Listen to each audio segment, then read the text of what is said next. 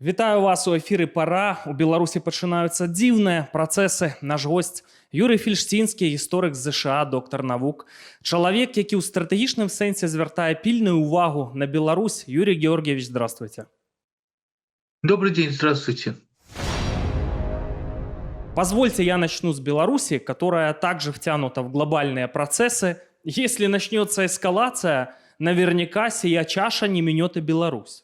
Несколько дней назад один из дронов упал в жилом массиве в Минске, в столице, взорвался.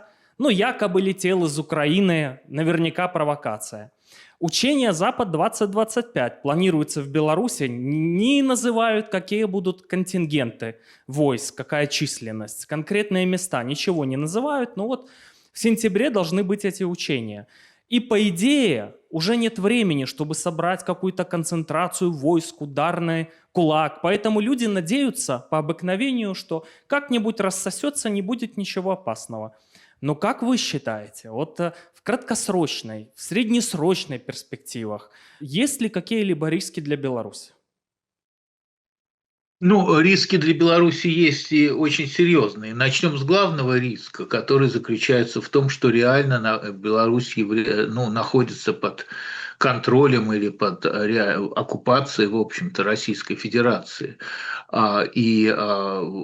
Есть угроза потери, даже формальной потери независимости Беларуси. Как я понимаю, Лукашенко только что сделал какие-то странные громкие заявления про военизацию экономики. Если я правильно понимаю, предполагается, что Путин прилетит в Беларусь встречаться с Лукашенко для обсуждения вопросов, которые не могут быть обсуждены по телефону.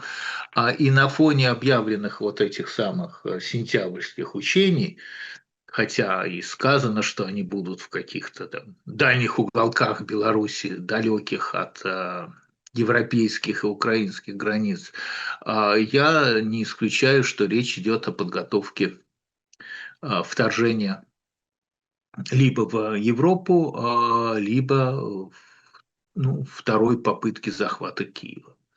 Я неоднократно говорил о том, что если мы увидим начало концентрации российских войск в Беларуси, то понятно, что речь будет идти не об учениях, потому что на фоне войны учений никто не проводит, а о подготовке военного вторжения. И Украина в этом случае обязана наносить превентивный удар, потому что иначе она столкнется с той же проблемой, которая уже была в 2022 году, да, когда под предлогом учений Россия сконцентрировала войска в Беларуси и начала военные действия против Украины.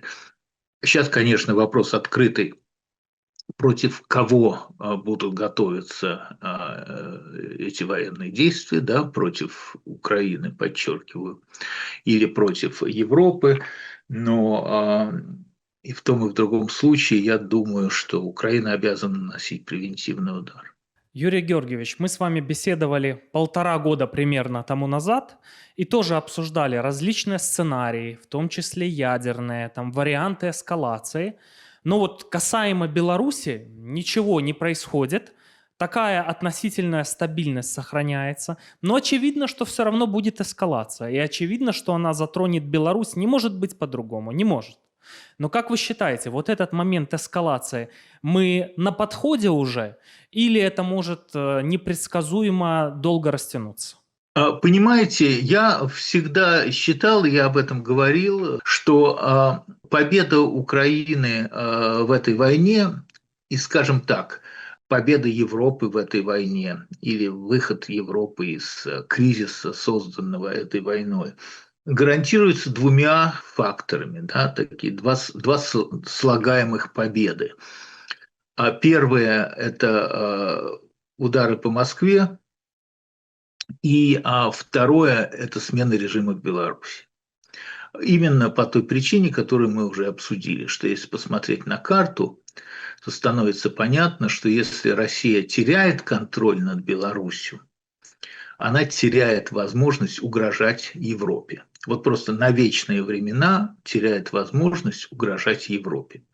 Поэтому Беларусь – это ключевой момент. Это главный момент в организации европейской безопасности. Да? Так что если Путин начнет концентрировать войска в Беларуси для подготовки вторжения, подчеркиваю, ни о каких учениях во время войны речи быть не может, никто не проводит учения во время войны. Это совершенно как бы нереальная, невозможная вещь. А если Украина будет в состоянии нанести превентивный удар по этим войскам и предотвратит вторжение, либо вторжение новое в Украину с направления Киева, либо вторжение в Европу, то это может привести к смене режима в Беларуси. Если Россия потеряет контроль над Белоруссией, она проиграет войну. Потому что Украина Путина волновала, безусловно, но она Путина волновала как первый этап броска в Европу. Да? А если Путин завяз в Украине, с одной стороны, а с другой стороны потерял контроль над Белоруссией, то, собственно, никаких возможных как бы ходов у него уже не остается. То есть он в этом случае проиграл войну. Да? Так что Беларусь – это на самом деле важнейший момент. Очень важный вопрос действительно про поставку ракет дальнего радиуса действия. И поскольку мы знаем, что эти ракеты не будут поставлены Соединенными Штатами, то вся надежда остается на Европу. Единственное, что может остановить эту войну, это тоже как бы не гарантированно, но мне кажется, что это единственное, что может, единственное, что осталось. Это удары по Москве. Потому что Россия – это страна одного города, это всем, кто жил в России, всем это хорошо известно, сконцентрировано абсолютно все в Москве, и Москва – это самая уязвимая точка, такая ахиллесова пята Российской Федерации, и все определяет Москва. Поэтому если Украина дотянется до Москвы и сможет наносить по Москве серьезные удары с воздуха, у Путина появится серьезный стимул эту войну закончить.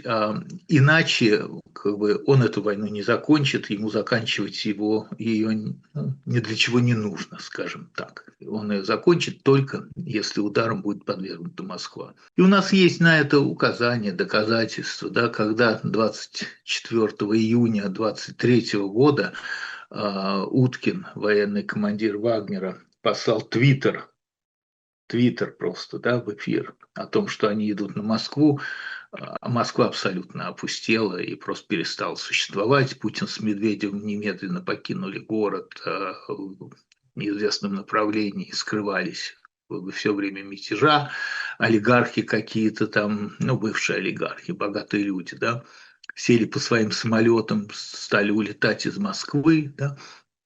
А вот это от одного Твиттера.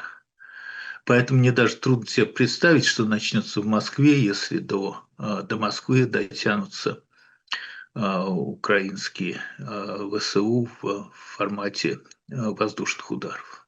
Некоторое время назад вы описывали и ядерные сценарии о том, что из Беларуси может быть нанесен ядерный удар, вот, предположим, по Польше, поближе к границе с Украиной, что может быть образован ядерный буфер, чтобы не могли поставлять западное вооружение. Сегодня как-то о ядерном оружии мало говорят. Как вы считаете, вот ядерные риски минули?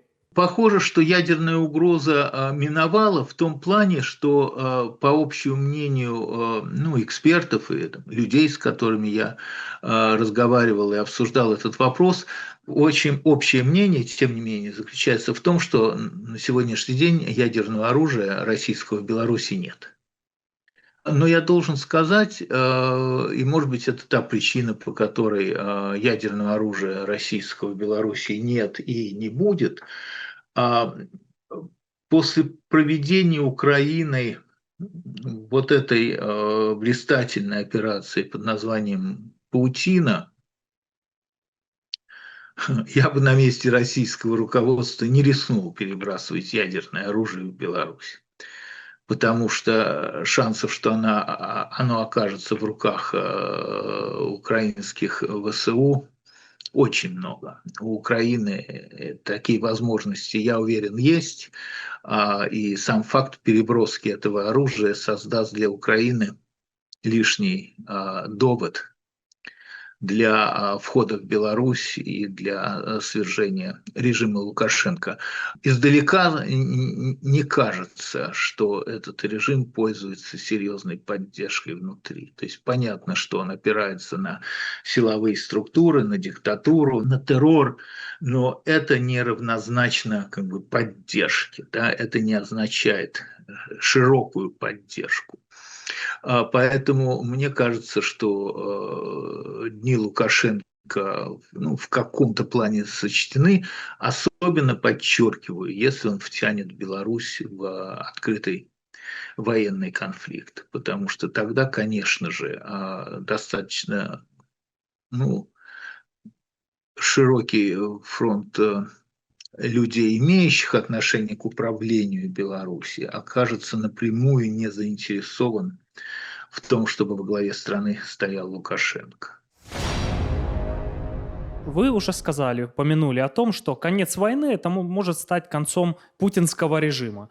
Ну и люди обычные, среднестатистические, задают вопросы, когда же это может произойти? И вот сидя за границей своей страны, как вот я, когда ты не можешь на события как-то повлиять, вот бывает обращаешься к разным теориям, версиям, в том числе конспирологическим. Вот есть такая теория политического циклизма Александра Хиезера, что тоталитарный пик, после него будет обвал в либерализацию. И вот так вот посмотришь на эту теорию, по идее, вот должен этот тоталитарный пик в России, смениться либерализацией.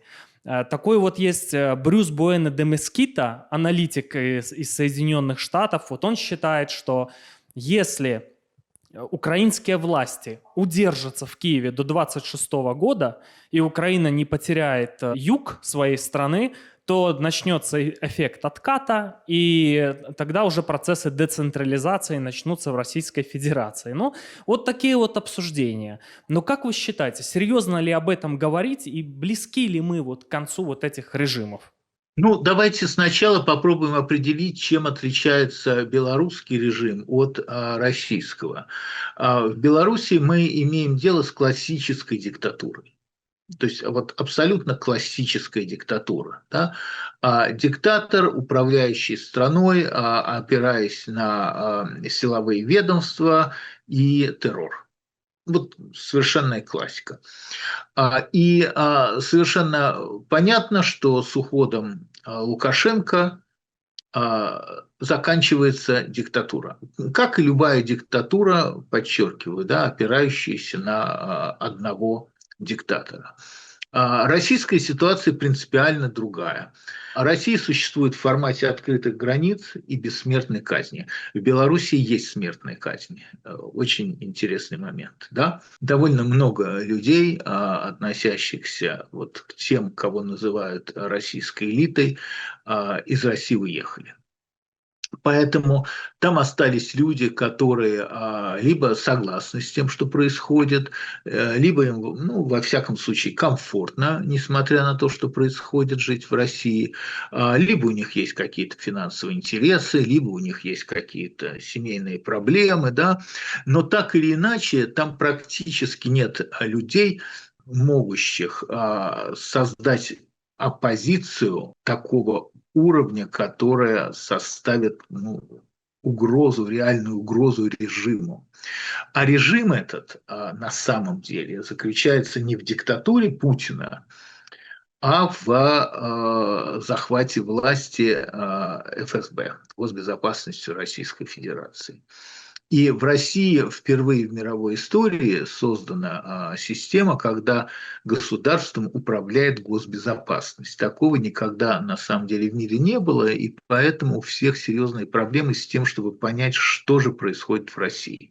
А в России происходит, на самом деле, очевидная уже сейчас, да, вещь. Да, власть в этой стране захватила госбезопасность, уничтожила практически все политические партии. То есть какие-то формально существуют, представлены в Думе, но они не борются за власть в государстве.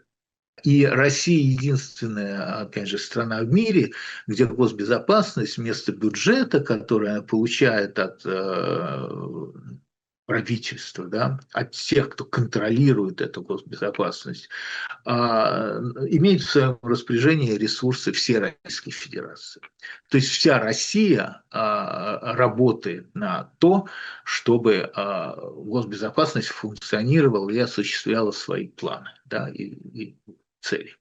Вот поэтому мы и столкнулись с этой сложностью.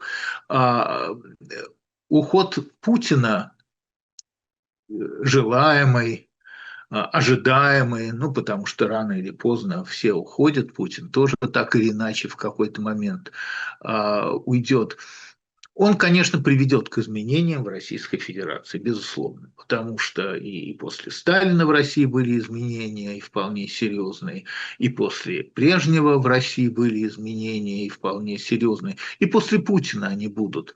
Но из этого совсем не следует, что люди, которые придут на смену Путину, остановят войну, ну, признают ошибку или преступление, да, выведут войска с оккупированных территорий, да, заявят о готовности заплатить Украине, ну, хотя бы символической компенсации за нанесенный ущерб, наказать каких-то военных преступников. Да.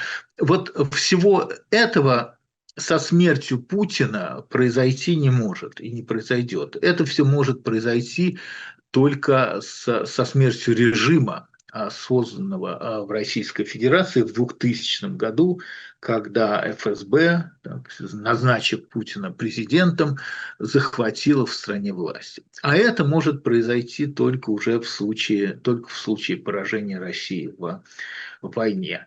А поражение в России в войне, как мы уже обсудили, скорее всего, может произойти, если Украина дотянется до Москвы, и если Россия потеряет контроль над Беларусью.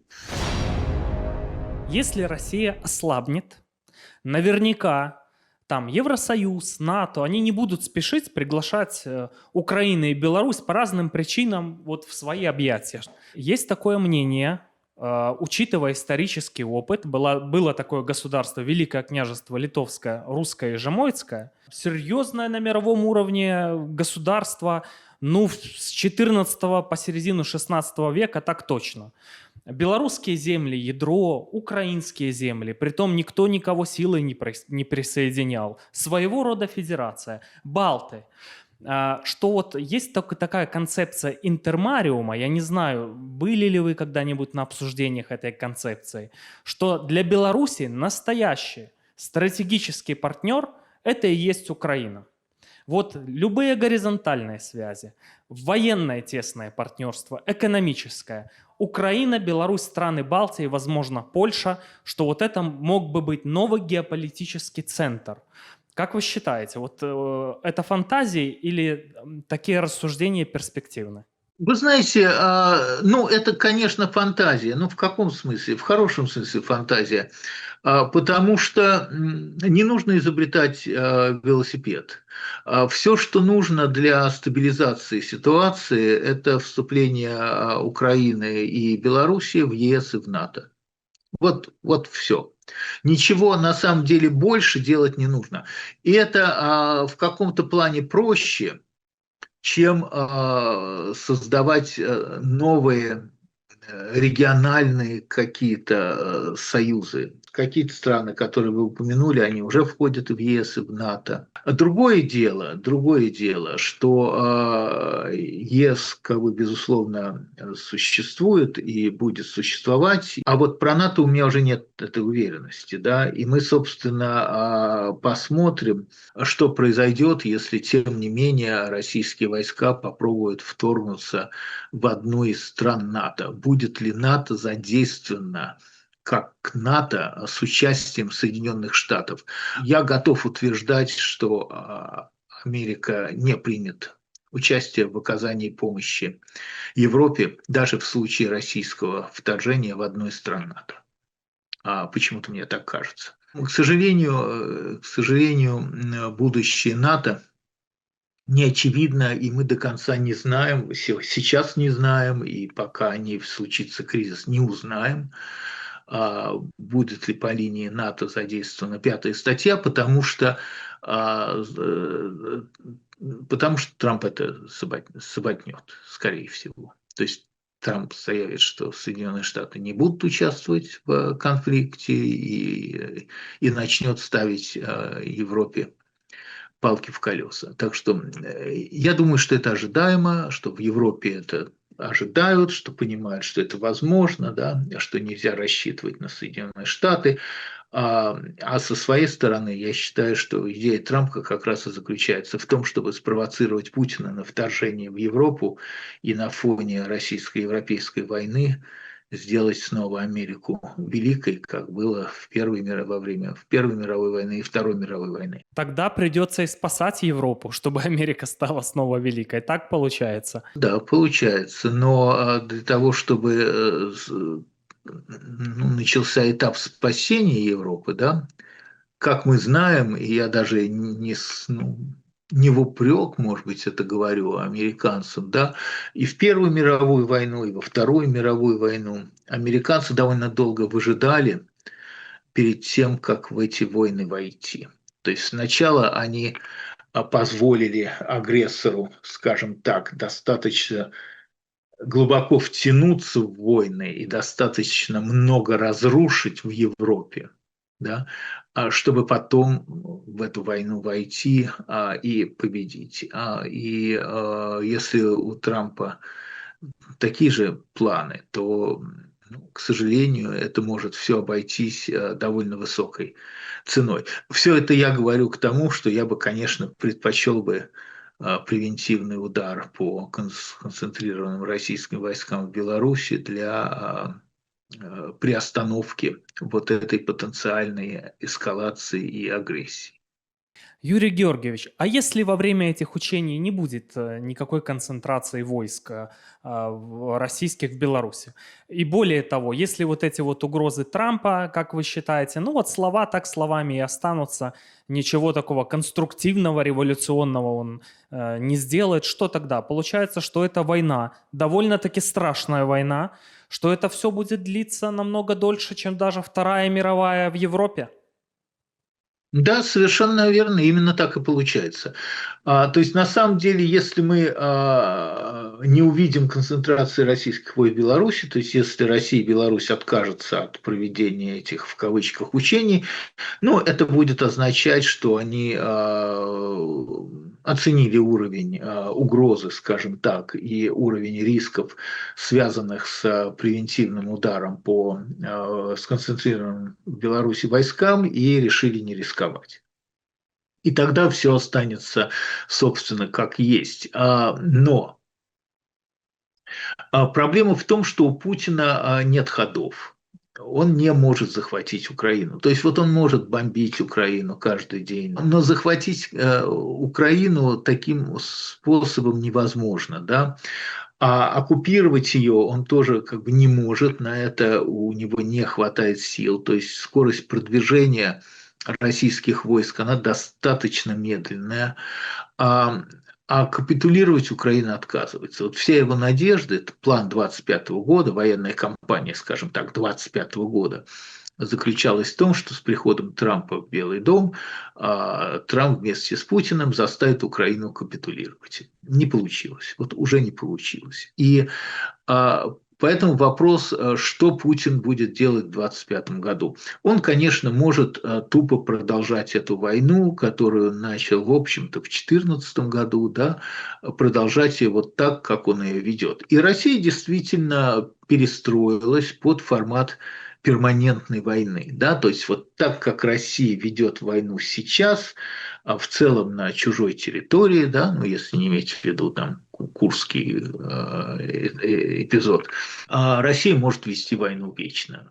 Люди есть, человеческая жизнь ничего не стоит, оружие есть, деньги есть, как бы протеста в России нет.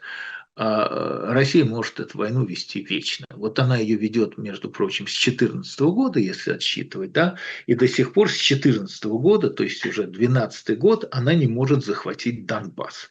Вот в последнем разговоре Путина с Трампом, ну, я не знаю, последний он или, может быть, с тех пор они снова говорили о чем-то, Путин попросил у Трампа еще 60 дней, чтобы захватить Донбасс. Отсюда родились, кстати говоря, те 50 дней, которые Трамп дал Путину. Да? Это как бы те самые 60 дней, которые Путин просил, чтобы он мог захватить Донбасс. Но это, кстати говоря, те цели войны, которые были в 2014 году. Вот с 2014 года Путин захватывает Донбасс. Да?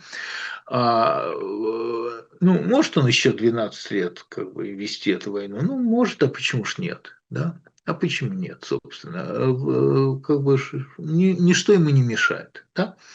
А, но может оказаться, что все-таки его не устраивает скорость продвижения в Украине. Да? А поскольку Украина не капитулирует, то надо как-то находить какие-то, может быть, другие возможности. И если вы помните, когда Россия вошла в Крым, да, захватила Крым очень быстро, в Крыму были российские войска, откровенно говоря, а украинских как раз не было, поэтому захватить с военной точки зрения Крым, в общем-то, было легко и просто. А вот на Донбассе уже началась война, которая, как мы только что обсудили, до сих пор за Донбасс, да, если взять вот отдельный регион, за Донбасс еще продолжается. И всем тогда казалось, скажем так, не буду про всех говорить, мне тогда казалось в марте, в апреле 2014 года, что это, собственно, вот начало большой войны, да, то есть начало войны с целью захвата всей Украины. И, в общем, вроде бы так и казалось, пока вдруг в самом конце сентября конфликт как-то заморозился, а 1 октября российские войска оказались в Сирии. Да? То есть вот был открыт абсолютно другой фронт, чтобы выйти из этой вот ситуации, потому что военная машина уже как бы развернута, она не может остановиться, да, нужно где-то воевать, да, нужно куда-то продвигаться. И вот неожиданно было принято решение открыть вот этот сирийский фронт, да, где Россия до самого последнего времени вполне функционировала с военной точки зрения. Поэтому может оказаться, тем не менее, что идея открытия второго фронта в Европе вот из этой вот серии, да, поскольку Путин не может продвигаться в Украине, то ему может показаться, что правильно открыть уже второй фронт в Европе и посмотреть, не капитулирует ли Украина, если на нее теперь уже будут давить и европейцы, которые будут напуганы российским вторжением в Европу. Да? Мне кажется, что может быть вот такая вот логика у Путина есть. Тем более, что может оказаться, что в отличие от нас, с вами гадающих о том, есть НАТО, нет НАТО, вступит Америка в войну, не вступит Америка в войну, Путин очень хорошо знает, что НАТО уже нет, и Америка в войну не вступит. Я подчеркиваю, что я тоже считаю, что НАТО уже нет, и как НАТО, да, есть Европа, которая готова воевать, это другое дело. Но НАТО, как НАТО нет, и Америка скорее будет все саботировать и пользоваться, и пытаться использовать право вето, да, потому что у Америки есть как бы право вето в вопросах, связанных с НАТО. Да, и будут всячески пытаться, опять же, помочь Путину и захватить и и какие-то позиции в Украине, да, может быть, в странах Балтии, и главное в Украине. Да, главное заставить в очередной раз заставить Украину капитулировать. Ну вот такая непростая ситуация. Я, Юрий Георгиевич, даже и не знаю, желать ли Путину ошибиться, создавать концентрацию войск в Беларуси, потому что, ну тогда удары по Беларуси, по моей родине, наверное, просто промолчу. Шановні глядачі, я пачаў гэтую праграму, што вось-вось эскалацыя і, значыцца, грыбы ад бомбаў над Беларусю, але сітуацыя не такая простая. Мне цікавае вашае меркаванне. Пішыце, калі ласка, каментары. Юрий Георгиевич, большое спасибо вам за ваше внимание и за время. Спасибо за внимание. Спасибо вам за внимание.